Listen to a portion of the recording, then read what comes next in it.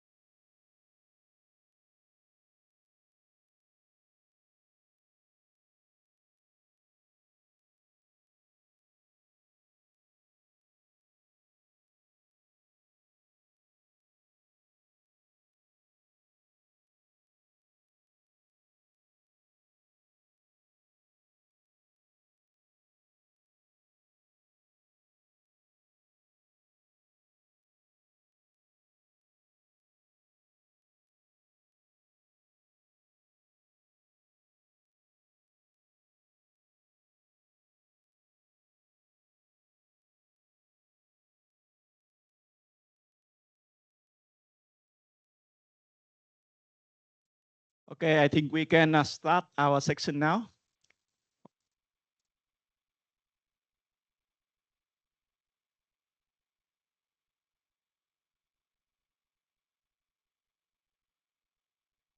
Hello, campus and online participant, can you hear us?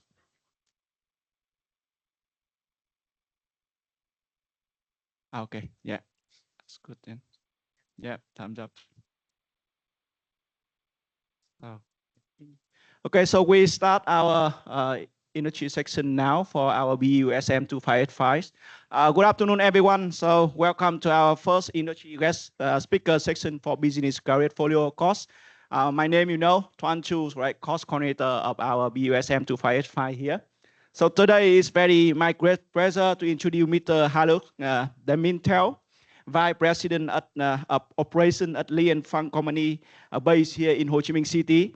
Mr. Haluk currently oversees operation across 11 countries in the Greater Asia regions, including Southeast Asia, Korea, and Taiwan.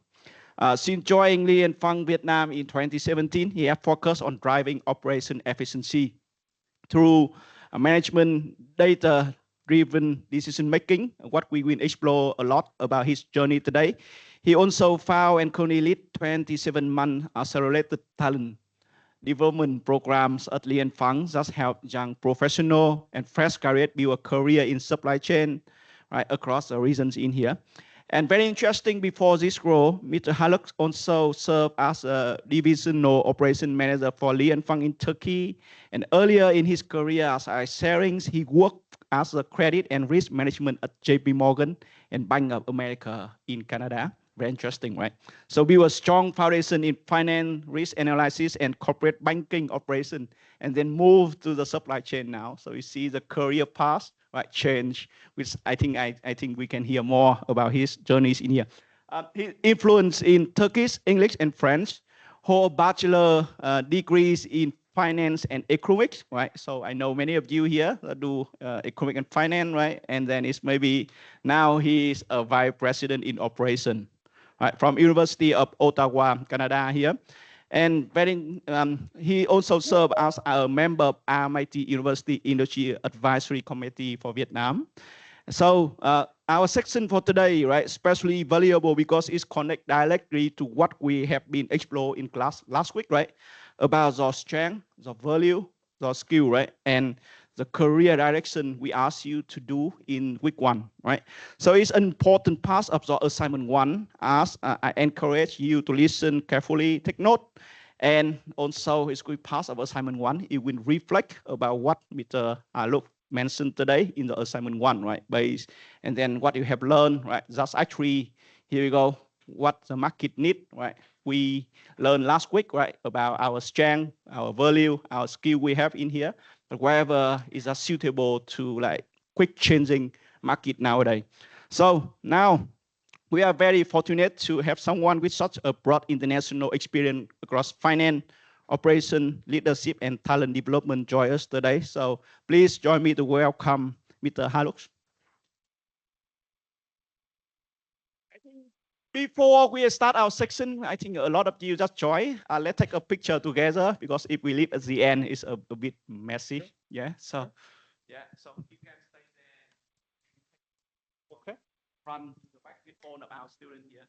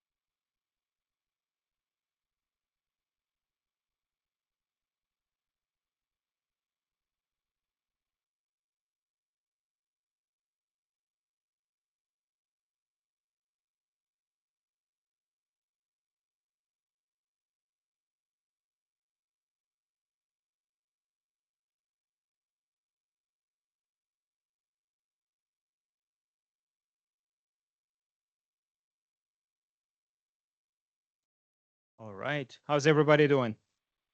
I hope everybody had a good lunch and maybe a bit of sleep after that and you're energized, right? So today's session, what I want to talk about is basically start with my career path, share a bit of my journey with you guys, and talk after about the company I work with, Li and Fung. But before we start, can you raise your hand if you know anything about Li and Fung? All right. Can you articulate who is Li and Fung in one sentence for me before we start? Okay.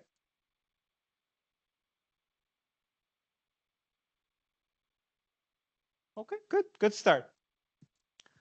All right. So, as Dr. Tuan mentioned, I started my career with more a financial background. I did my studies in Canada, fully bilingual, half French, half English. So I started with my internship. I was sitting in your area not too long ago. Then I was fortunate to work with Bank of America, JP Morgan Chase back in Canada.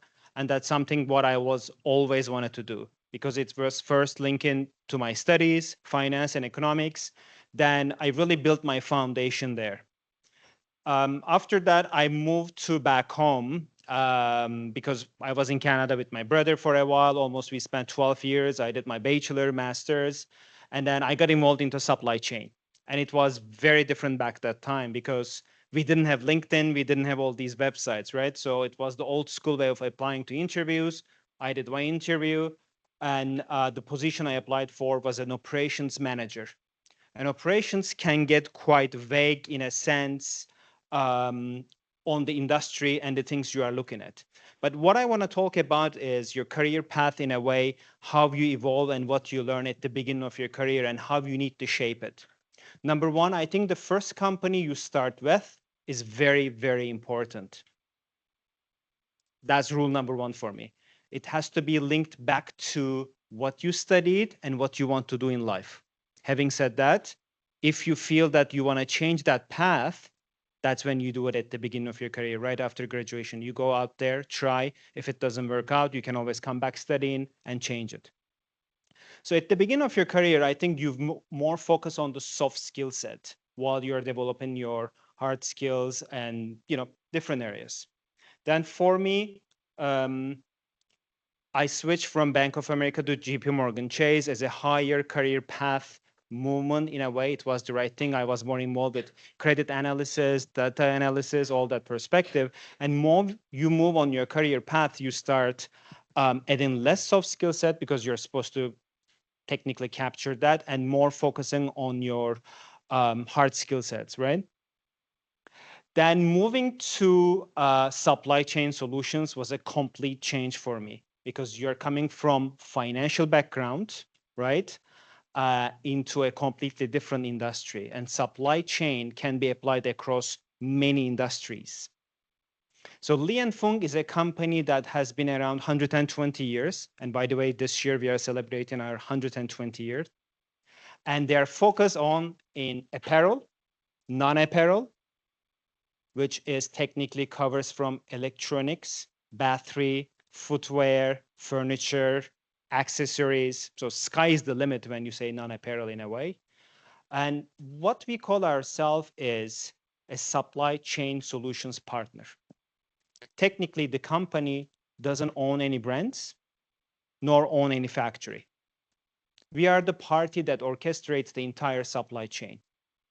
And that is from mainly sourcing, finding the right factory for our partners, wherever they are sitting in. It can be North America, Australia, Europe, EU, wherever on the world, right? And it really depends on quantities, where they want to ship. It's really being a partner from an end-to-end solutions for them.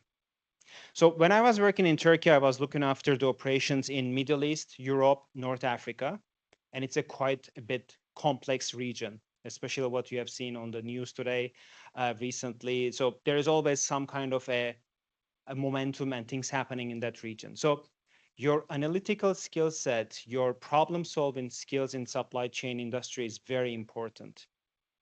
The way I look at things is whatever industry you work in, you're going to always have some kind. Oh, can you hear me okay? Okay. Hanoi, can you hear me okay? Sorry. So whatever industry you work in, you're going to always have face problems every day, right? I think the mindset needs to be in a way that not why the problem has happened, it's how you react to the problem and how you solve it. And I let that sink in for a moment, okay? Then why Vietnam? So I was in one of our annual conferences in Hong Kong at the headquarters before COVID, and then we were talking about building a different platform in Vietnam. It was back in 2016. So I've been in Vietnam since July 2017. I'm going to celebrate my 9th year here this summer. Basically, we always had an office in Vietnam. It was mainly quality office. So by quality, let me articulate what it means. We have clients sitting in all over the world, okay? And they do end up doing production in Vietnam. And we have offices in Korea, Taiwan, where we have merchandisers in apparel, non-apparel, across different areas. So those merchandisers in Hong Kong, Korea, Taiwan, they would end up looking at the products. They would do the costing in a way that, hey, I want to buy X million unit of the shirt I'm wearing. Can you source this for me? Then we would look for factories in Southeast Asia, Vietnam, wherever it is. It also depends where the goods are going to be shipped to, because we want to tap on duty-free options. So if you are shipping to Europe, is Vietnam duty-free to Europe? Recently, yes, with the European Union free trade agreements. There are different free trade agreements that I will show on one of my slides. So historically, we didn't have any decision-making power in Vietnam in our office. Basically, all the decisions would be made offshore. We would make production in Vietnam, and our quality people would go to factories, come back and report, and not involved in anything. So the main reason why I relocated to Vietnam is really to build those decision-making powers and empowering the locals here. And the main decision for that is you have manufacturers in Vietnam, north, central, south of Vietnam, factories all over. Why do you need to have somebody sitting 5,000 kilometers away making decision for another production country? And again, it's not an easy task to do, right? So it requires mindset change. It requires different skill sets. It requires technical know-how, soft skills, wining and dining with customers, all that perspective. So my first role was to really understand the capabilities we have in Ho Chi Minh and Hanoi offices and add on that and slowly transition from a higher cost countries to lower cost countries. Besides cost savings, the whole idea is to be closer to the needle point. Think about it. You have a production in Mekong area, you have a production problem, you have a team of merchandisers, quality sitting in Ho Chi Minh office, you are there by car 2 hours. You can solve the problem on the spot, report, and you don't even need to go to different offices. You can directly communicate with your clients wherever they are based in. But historically, the way we used to do that is somebody in Vietnam would go to factory, come back, report back to Korea or Taiwan, then they would review it, then they would report to Hong Kong. Hong Kong would talk with the clients in US. And I'm sure you can appreciate, especially in the AI era, the time, the money you spend to send on couriers, samples, all that perspective, right? So am I going too fast? Okay, any questions so far? If anybody has any question, don't be shy. You don't have to wait until the end. So basically, eventually the role in Vietnam became Southeast Asia. So we added all the different production countries, Indonesia, Cambodia, Thailand, Philippines, Malaysia, Myanmar. And back right before COVID, we added into this region Southeast Asia plus Korea and Taiwan. And I can tell you that Li and Fung is the only company in supply chain solutions that has a headquarters sitting in Vietnam. Because historically, all the headquarters regional wise would either report to Singapore or Thailand or directly to Hong Kong. So right now we have entire Southeast Asia, Korea and Taiwan reporting into Vietnam. Okay. So let's go back to my a bit of career path, right? I just put a couple of facts there. I don't want to spend too much time on reading it, but I think I try to visualize all this for you guys in a way that throughout your career, how you should be looking and evolving yourself. Number one, learning never ends, especially in the era of AI. I think that you got to keep developing yourself every day. Even up to today, after spending 9 years in Vietnam, there is one single thing that I don't understand, and I'll articulate that here for you guys. I don't understand the culture of sleeping during lunch, okay? To me, instead of sleeping, spend 30 minutes on YouTube learning AI and different things, you will develop yourself much more faster. And that's what I encourage to my team on the ground, everywhere, every time I go. So functional skills, right? Data analysis, Excel. Going back to Excel related things, it used to be much more hot, not anymore, because you can implement things in AI and it will do it much more faster for you. And at the beginning of AI, we all talk about, oh, is AI going to take my job? Absolutely not. But the people who knows how to use AI are going to replace you. AI is just going to be an extended arm of you in a way to increase your efficiency and productivity. And it comes all back to the financial discipline as well as productivity. How can you make use of your time better, more productive? Are you going to spend half a day doing a pivot, VLOOKUP, HLOOKUP on an Excel, or do you know how to use AI that's going to do you more accurately in 5 seconds?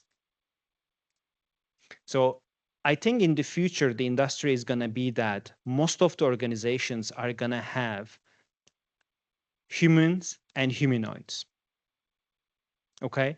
I would not be surprised in 20 years that humans are going to report to AI. I'll let that sink in for a moment.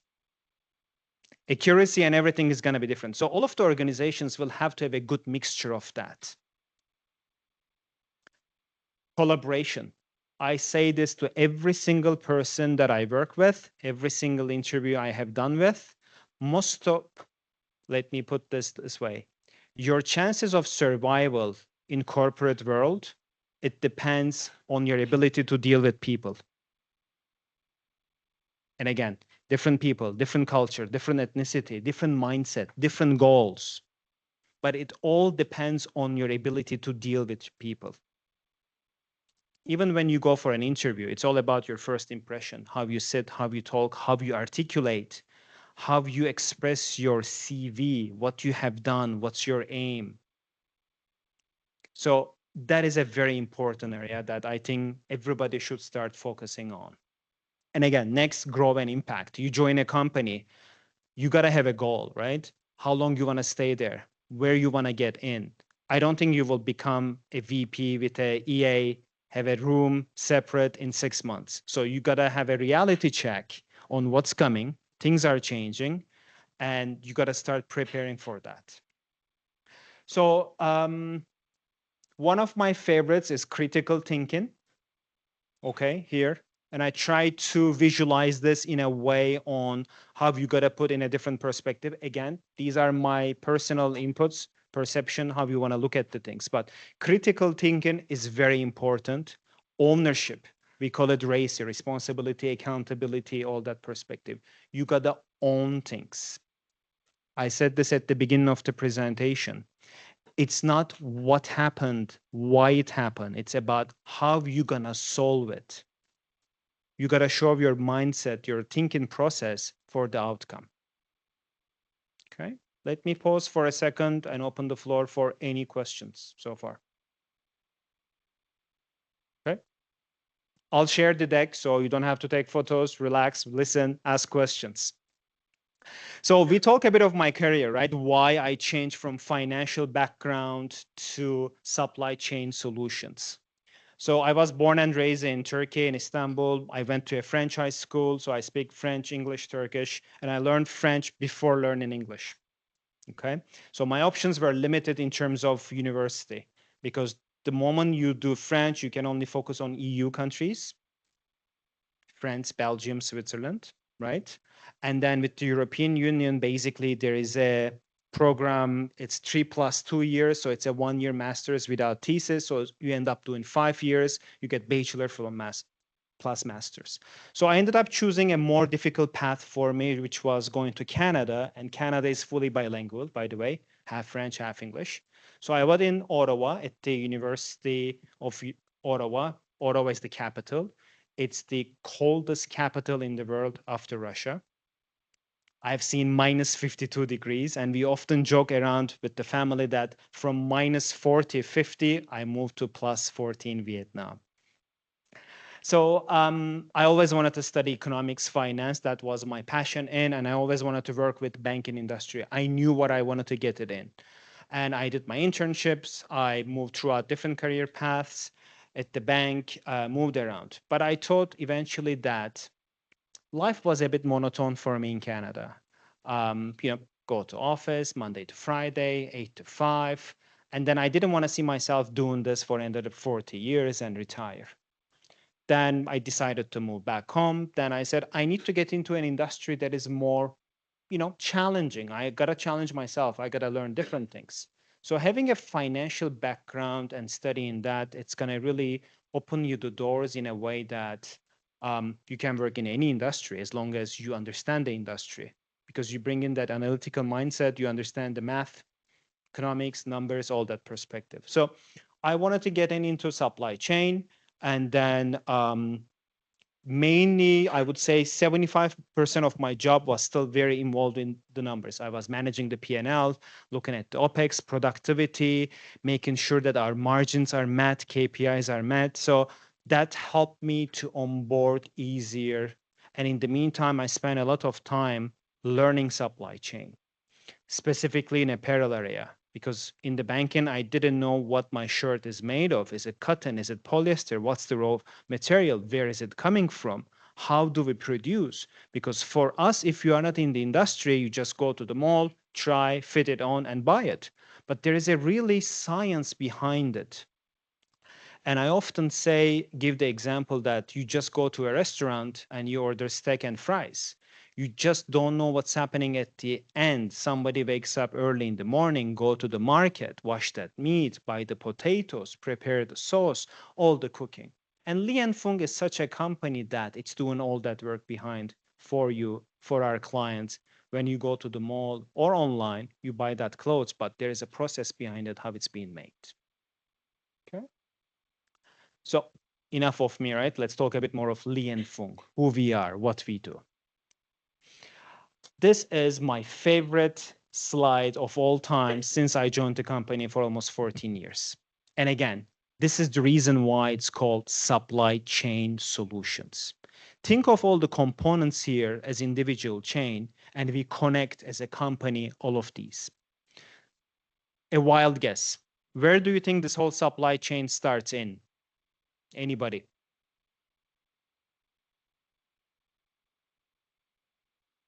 Another guess?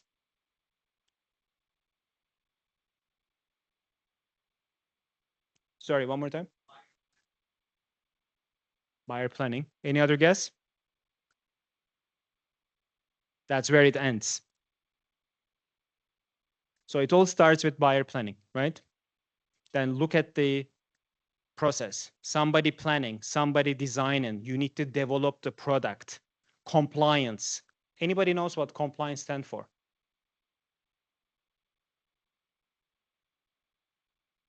Child labor. When you go to a factory, do you want to see kids running around? Do you want to have double booking? Lots of compliance, sustainability, ESG related things. Raw material sourcing. Where is the fabric coming from? Where is the button coming from? All the lining. And again, you can apply this to different product categories. Footwear different, furniture different, patio furniture different. Factory sourcing. What does it mean?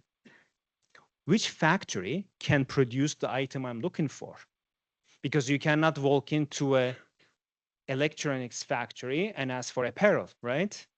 Nowadays, you can go on TikTok and see, hey, I'm sourcing this bag for this brand, come find me. But back in the day, we didn't have all these tools available. So where do I source it? Where do I produce it? Manufacturing control. It's really an end-to-end process. You walk in, you look at the raw materials. Did you receive it on time? Did you start cutting color by color? Did you dye your apparel? So there is a bit of science behind on all of these. basically the company is managing from the buying plan until it ends in the consumer's end. And there is different business models we do that. So I told you the company is celebrating 120 years anniversary this year. It all started in China. Okay, it moved to Hong Kong. It became larger. We had lots of merger and acquisitions. The company grew a lot. It used to be a publicly traded company. During COVID, we privatized. Excuse me. And right now, it's a privately owned by the family that is running. And you have to appreciate the fact that over 120 years, the company has survived through World War, whatever you have seen throughout different sessions. Okay.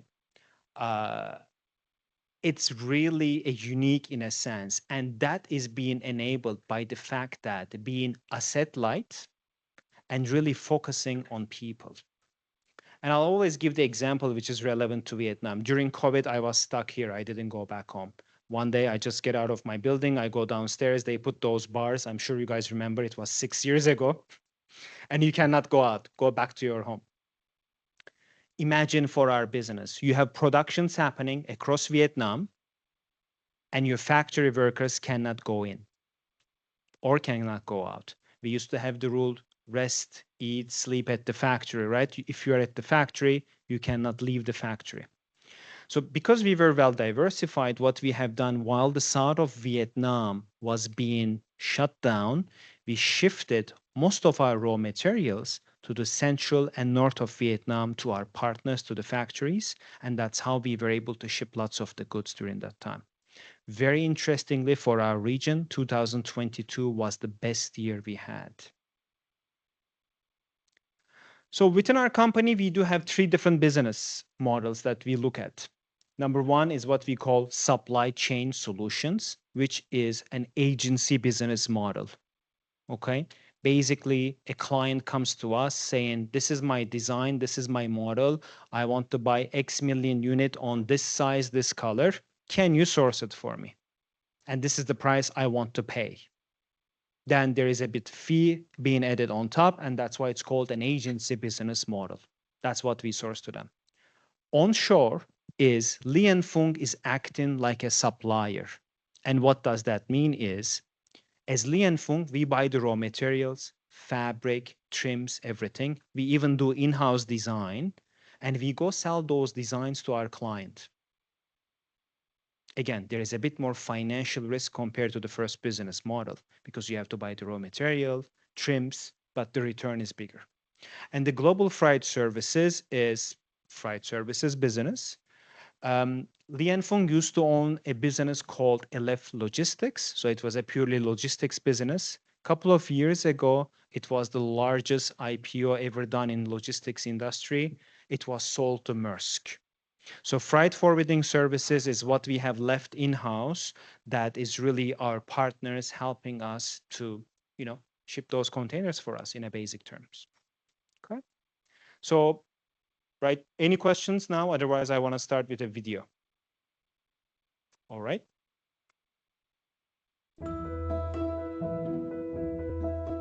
Consumers are changing, and so too are our customers. Where before we provided cost, quality and efficiency, now we must also deliver speed, innovation and data-driven insights. This shift has required us to change where and how we deliver value. Our role in the supply chain has transformed from one focused on sourcing excellence to become the enabler of an end-to-end supply chain platform and partner ecosystem. Digitizing the Li & Fung platform is creating an integrated and intelligent solution for all our partners. Our existing applications are the core underlying components. We are also building, integrating and subscribing to new services that expand our portfolio into new areas. Designed with the flexibility to be customized for our clients' unique needs and experienced through a new digitized user interface. Intelligent image libraries that store all our digital assets. Virtual design applications to empower collaborative ideation at speed. integrated tools that enable comparative and dynamic costing analysis, and end-to-end tracking across the value chain. New technologies and data plugins will embed innovation and analytics into the heart of our platform, keeping us responsive to fast-moving market trends and digital innovation. An integrated digital platform enables us to capture and share data across the entire value chain. The result? An ever-growing analytics engine designed to enable smarter, faster, and more effective decisions. This platform will serve as the core of a broader digital ecosystem, integrating our partners across the end-to-end supply chain. Welcome to the future of supply chain. What do you guys think of the video? So besides sourcing good materials, the key is also being a partner, providing solutions. All the tools you have seen there, I can today go on my iPhone on an app. I can see how much shipments it's being done where, when it's going to be shipped, all the process.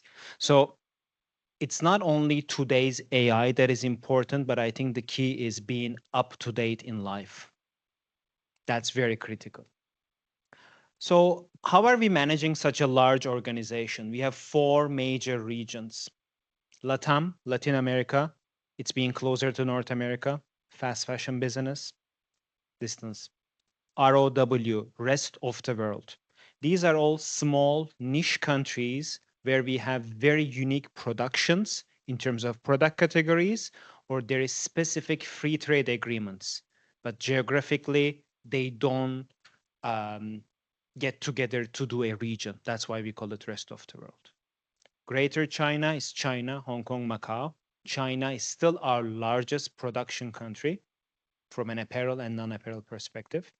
Hong Kong is where the headquarters sits in. ISC, India subcontinent, India, Pakistan, Bangladesh, couple of smaller countries. And Greater ASEAN is a very odd terminology that we came up with. It's Southeast Asia plus Korea and Taiwan. It's make it Greater ASEAN. And the headquarters of this region sits in Ho Chi Minh City. If anybody noticed, there is a very random country, Lesotho, on the bottom. It sits in Africa. Why is it in Greater ASEAN? Because we do have merchandisers sitting in Taiwan, looking after production for that specific country. That's why we put it under us. Okay? So why these regions? What do they represent? So every region has its own unique selling points. It can be free trade agreements. It can be unique factories, product categories. What I call for Greater ASEAN, especially Southeast Asia, where we have most of our manufacturing, it's a one-stop for all. So pretty much any product group can be produced out of Vietnam. And I'm sure you all have seen it on the news. Vietnam exports in textile, footwear, furniture has been increasing year after year. So Vietnam have the capability along with Cambodia and Indonesia to produce any product category. Having said that, it is not the cheapest. Okay. Any questions? Any fashion related graduates or still studying? Okay, we save it to the end. So what does this region represent for us? We do have 88 different customers buying from this region across different product categories. We have about 416 headcounts managing all the functions. And again, this is including quality people going to factories every day, inspections, interns, HR, merchandisers, technical, color, all the different functions, right? And this region represents about more than 450 factories. Take a moment, think about it. Every single day, there is manufacturing happening. There is an individual every single day in these factories inspecting goods and shipping. It's a very large operation. Okay. And then, as I said, this region really handling about 10 production countries. We have offices across different places, Korea, Taiwan, Indonesia, in Jakarta. In Vietnam, we have office in Hanoi and Ho Chi Minh because we do have a major production in Hanoi, and you want to have people in Hanoi managing northern production. Okay. This is some of our clients that are producing in our region. And then the way I divide it for easy reference, apparel, home and accessories stands for non-apparel clients. In LF markets, it's more US customers in a different business model that I have mentioned.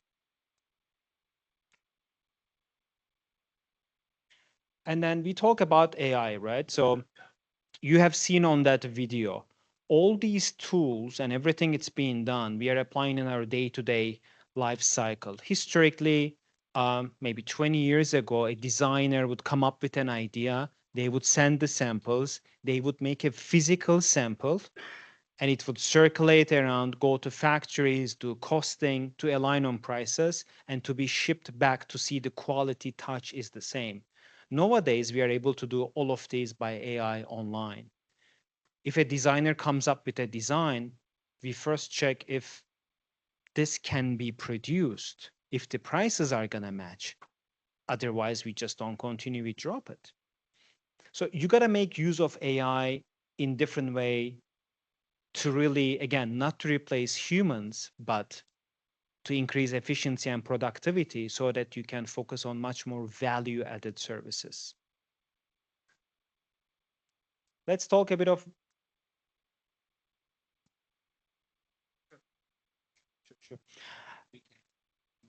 Sure.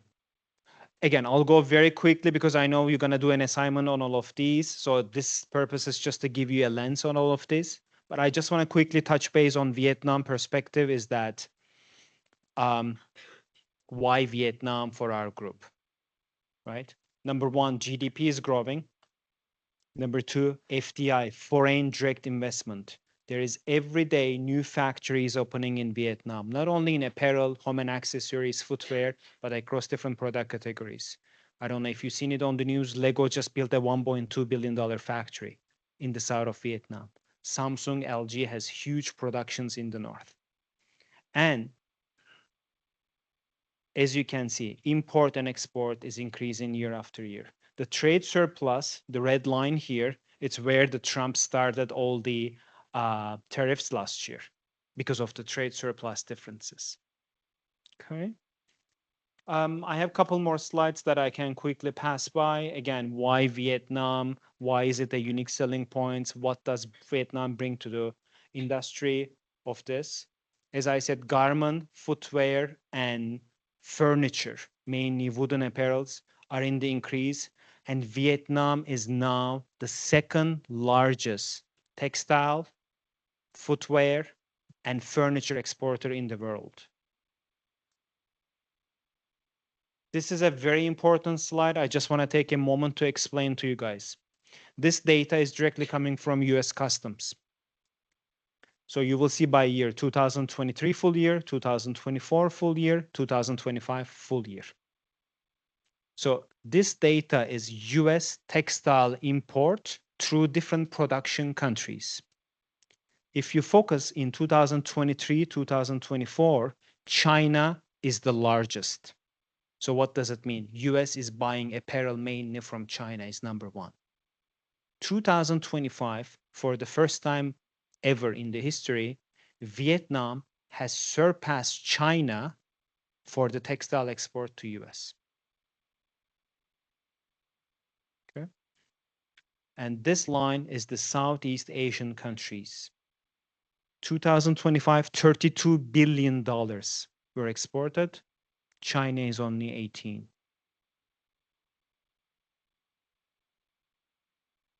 Vietnam has a lot of free trade agreements. We talked about it. European Union, CPTPP, UKFT, and these are going to help the country to diversify different markets.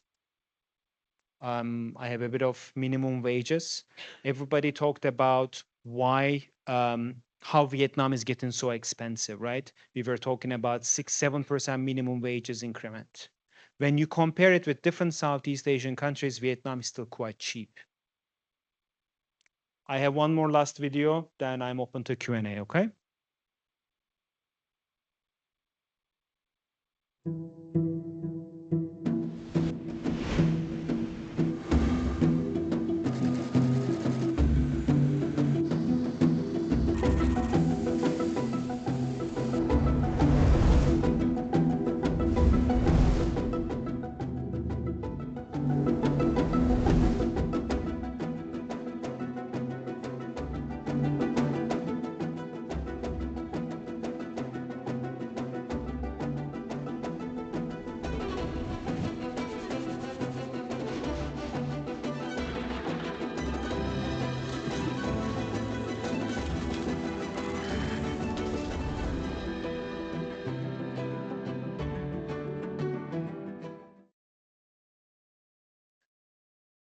One very last slide.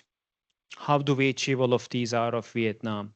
I think one thing that I gotta give credit, it's the people. So I've been running an internship program. I don't call it MT program because it's not a management program. It's called MERT, so it's Merchandising Trainee Program. So currently, we have about 26 in-house across Hanoi and Ho Chi Minh. And I think RMIT has been our largest partner. So out of 26, 21 of those are from RMIT graduates, mainly from different degrees. And I think we will talk about this more on the next sessions that I will have. So with that, thank you very much for your time, and any questions, I'm happy to answer.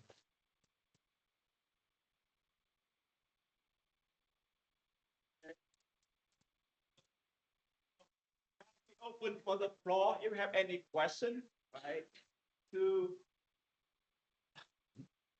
Okay, so hand right.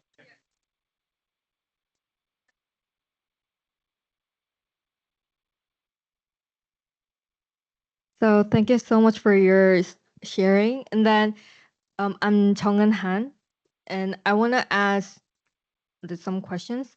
As you said, the first job is very important, right?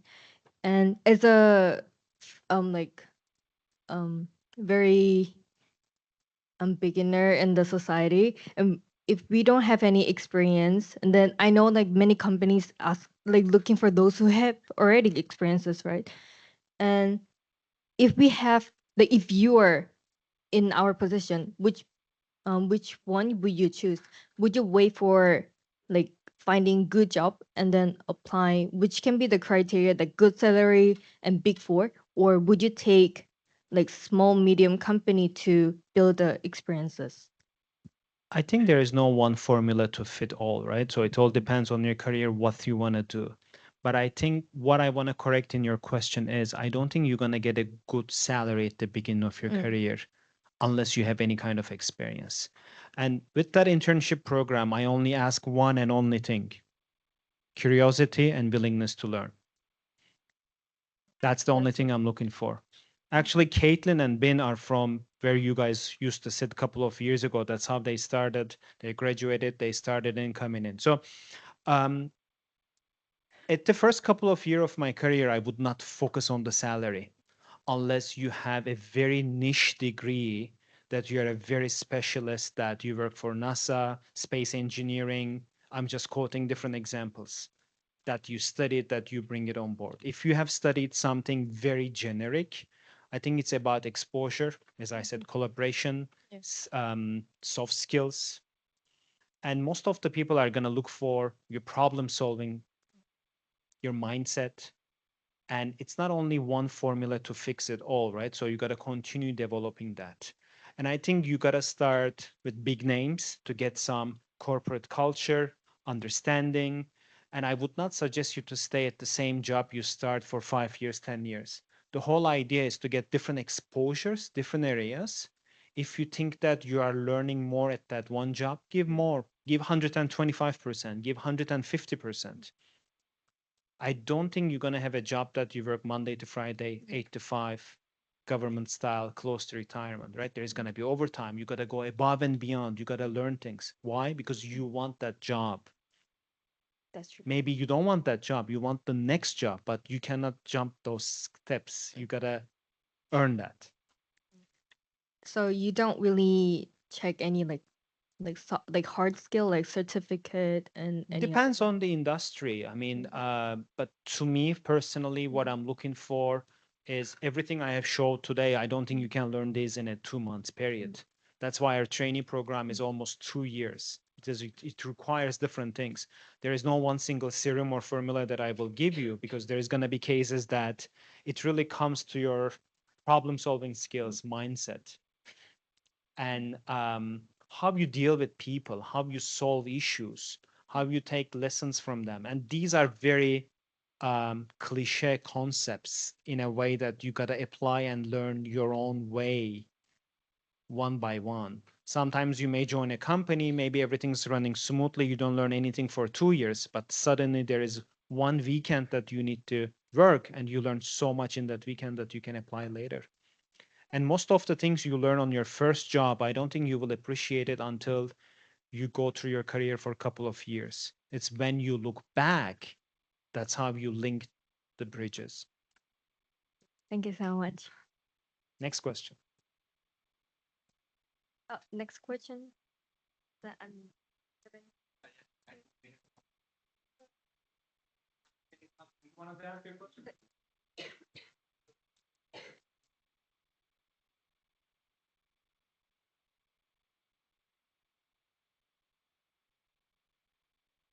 You might need to speak out.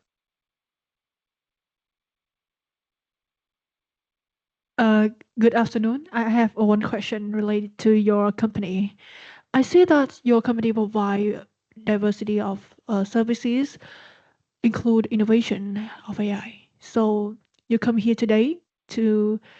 So what is your current problem you want to RMIT University student to solve? It's going to be linked to our assignment 3. So I noticed very, it. RMIT student, right? They always can to try to ask some hint in advance already. Absolutely. Very tricky question here. Absolutely. I think one of the purpose of our talk today, right, is to be definitely mentioned about Haluk's career path. So it's linked to our assignment 1. But at the same time, you see for the second half, right, we mentioned about Lee and Feng. So our purpose in here for you to have a very brief, right, background, because we are aware many of you not really know what is Lee and Feng, right? So that is could be like step by step we introduce for you guys, right? Different from business, technology, supply chain, finance, right? Even Haluk's here, he also in charge of like develop a talent pool as well. So it's a bit of HR and management and change, right? Do you want to answer this question? Because our case study, we can't release it now. Definitely you guys will deal with Lee and Feng business problem, right? That's definitely, we know about it, right? I will not give you a company problem, but I will give you a generic problem, which will be probably on your assignments to think about, okay? So how do you run an organization, an operation, where you have a variety of generations in terms of people? Okay, let me elaborate on that. You have millennials, Gen Z, baby boomers, and everybody has different way of looking at the problem and solving. And you are in an industry that there is no one way of solving things, right? How do you put all these different peoples into a common area and make sure that they get along well while you are building your Gen Z as a succession plan and growing? And how do you apply that to a supply chain solutions? I think she's regretting asking that question now. How do you apply that to supply chain industry? Something to think about. I hope the answer is somehow is just give you, right? Anyone have a further question? Because sharing with, okay. Hey, my question is that like right now we are about to graduate with like a lot of uncertainty about our futures, and for you like you start in Canada, you come back to Turkey, and now you're in Vietnam. So back to the time that you freshly graduate, don't you think that you're gonna like follow this path, or you are ready to take like further journey, explore the world? I think I always knew this, and I would definitely suggest you guys be a global citizen. Today, get as much as experience, exposure you can. And you can elaborate that exposure. Exposure can be within the same country, different industries, even with the same. Let me put it this way: if you work for a company 20 years and you come in and do the same job Monday to Friday, 8 to 5, I still bet today that an intern I hire after 3 months would know more than you.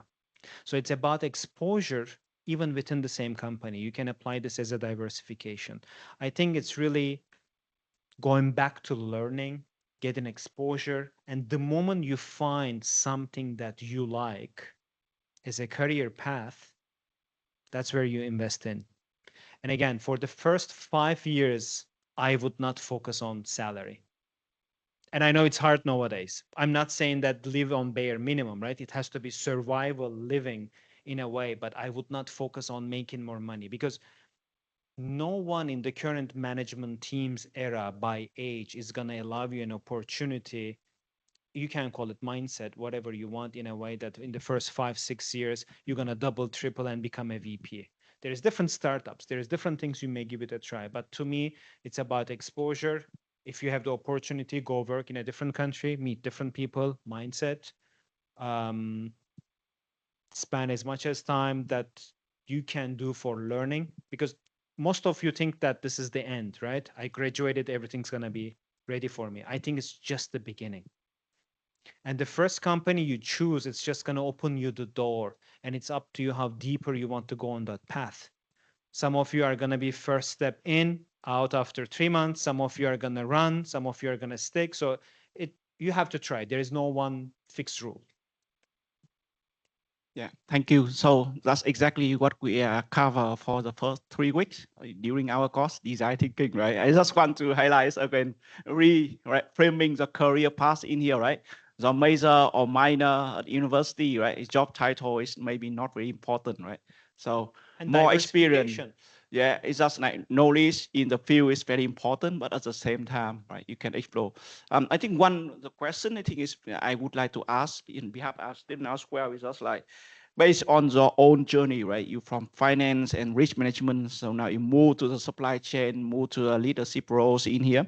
What advice would you give to our student on identify any transferable skill or like any of like important capabilities you think our students should be considered to things and then to improve in here? The last part, can you repeat one more time? Any Yeah. chance? Yeah, any I think any transferable skills or any like capability you think is important for our student because they very fresh graduate, right? Most of our student is come for final semester now, and then they start looking for a job in here. And then I say to my student, right, definitely the career path is could be not a linear one. It's very non-linear. And then through the story today, you mentioned, right, you work for investment bank and then move to the Lien Fund. So it's a bit, for me, it's a very different career path on the way, right? So how our student. So most of the people, when they start with banking, they would graduate, they would retire in banking, and I wanted to do exactly the opposite. And it wasn't easy, right? Most of the people told me, "Are you crazy? Why are you quitting your job in banking? Like, you have a great path there. You are in a very stable country." So that's why I'm saying there is no one single formula that fits it all, but it has to make sense. You have to have a plan, and you have to always prepare for option A, B, C, D, because there's going to be always an obstacle on the way. So don't bet everything you have on one path. Maybe it's a bit too late, but I suggest everybody to have a major and minor. I suggest everybody to diversify. Diversification is a very simple terminology, but you got to always think outside of the box. These are very cliche terms everybody uses, but the real life application is very, very difficult. So, for example, in our industry, when I came to Vietnam, 67% of our production was in the south. Today, 32%. We diversified to the central and to the north, but it took us 9 years. So, good things, it takes a long time. And just keep at the back of your mind is diversification, and learning never ends. Today is AI. 20 years later, it's going to be something else. AI is a very hot topic. It's not because it's artificial intelligence. It's because it's the new hot thing. What's going to be the next hot thing? If you want to take it to the next level, what are you doing about it to learn it? Thank you very much for the answer. Anyone have a further question here? Any last question? See, yeah, we have one here. And also, Hanoi, do you have any question for our guest speaker here? Please typing in our chat box, right? So I can read the question for him.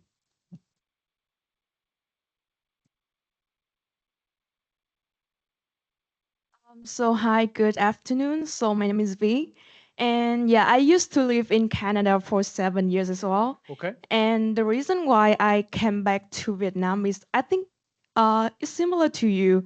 Like I'm tired of the 9 to 5 job every day. Okay. But back to when I was in Canada, it was my very entry level job, and I did it full time. But now, when I going back to Vietnam, I switched to another background completely. So, how was your mindset when you change your background? I mean, I know it's transferable skill is important, but how was your mentality at that time? I think you first start accepting that you don't know anything about the new industry. So you start from ground zero. And I often say, sometimes even, can you explain this to me like you explain it to a 5-year-old kid? Simplify.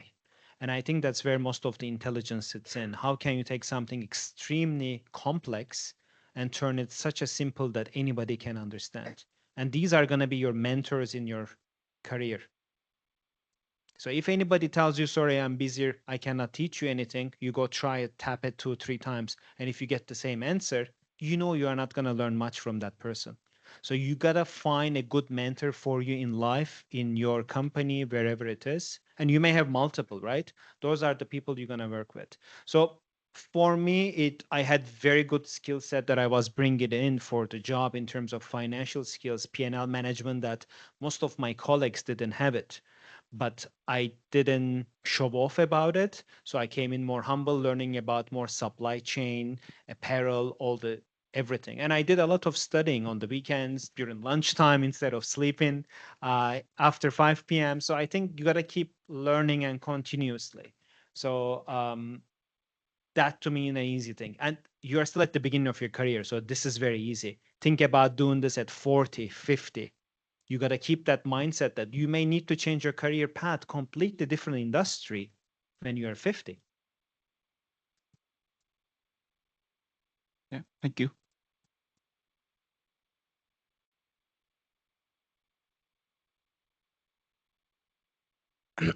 Hello everyone, my name is Nam. So yeah, I hear a story about you become about a leader, something like that in a high level, right?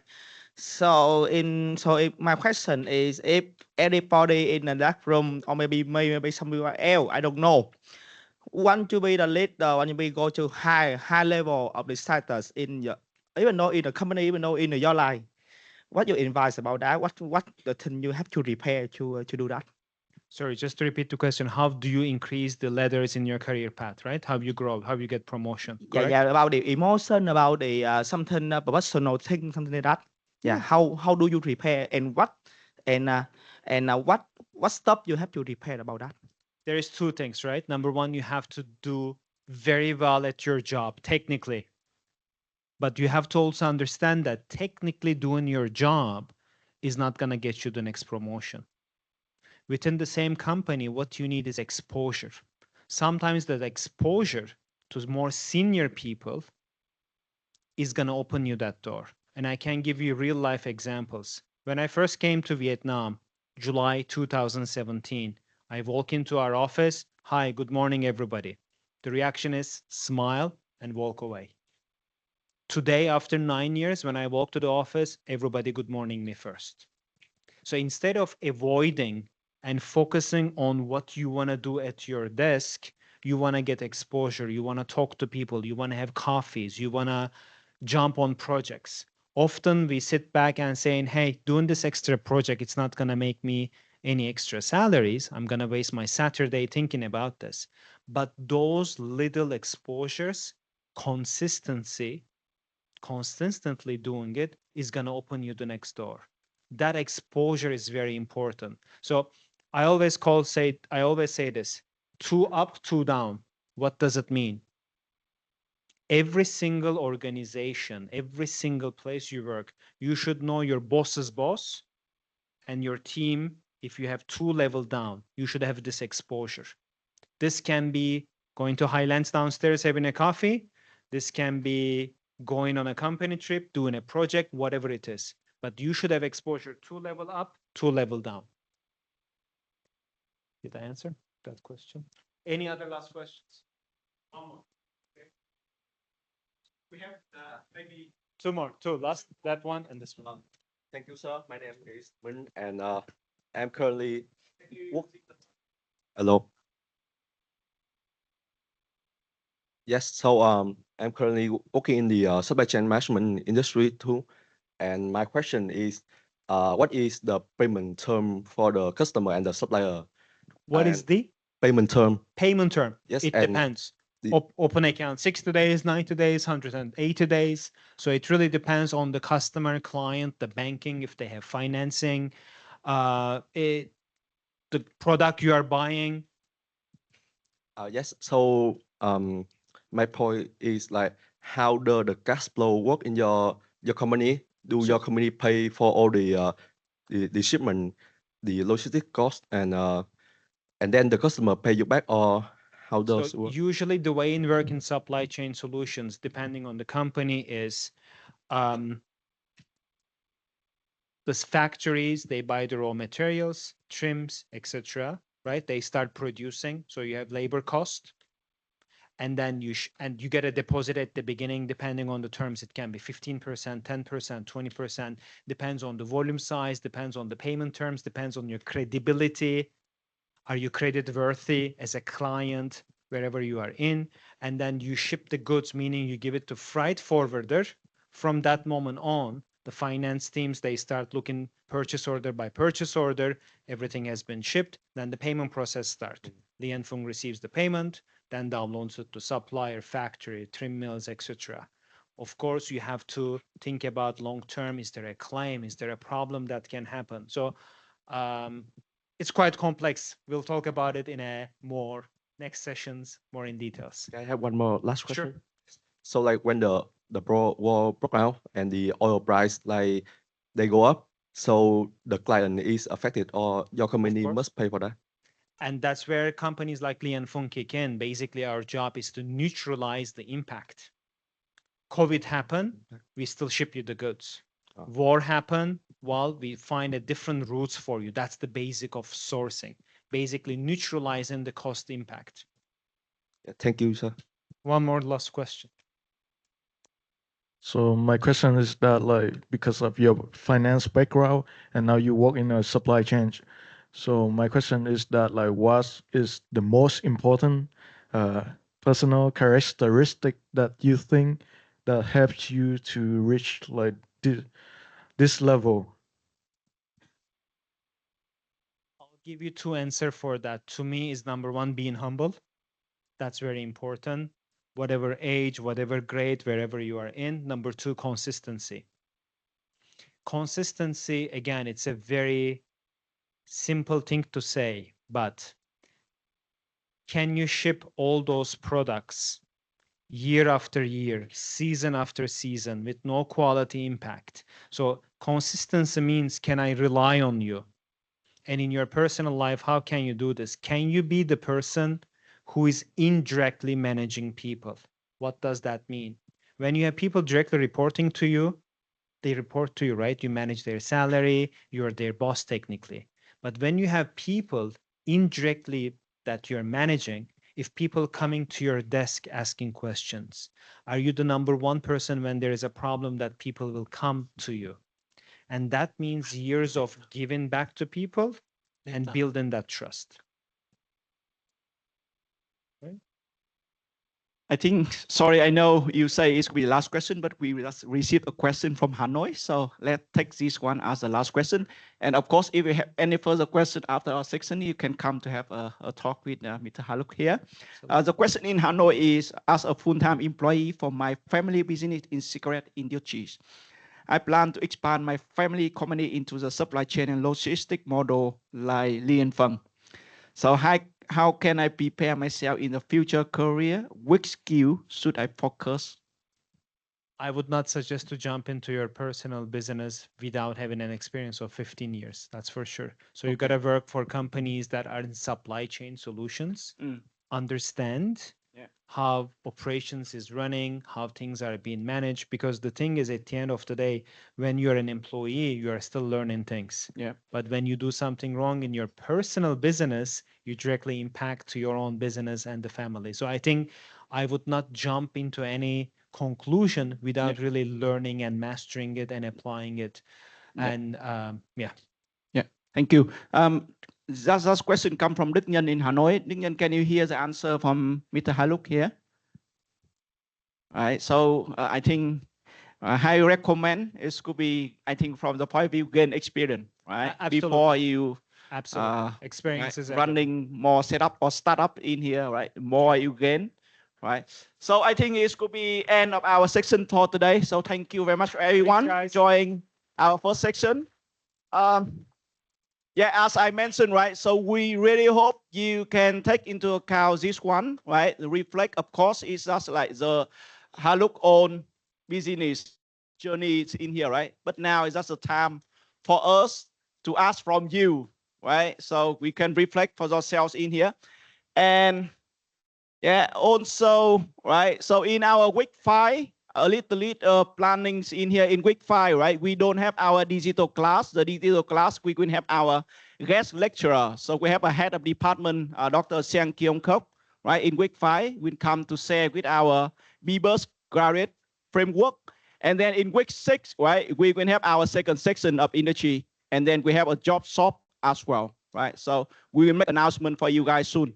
Okay, thank you everyone for joining our section for today.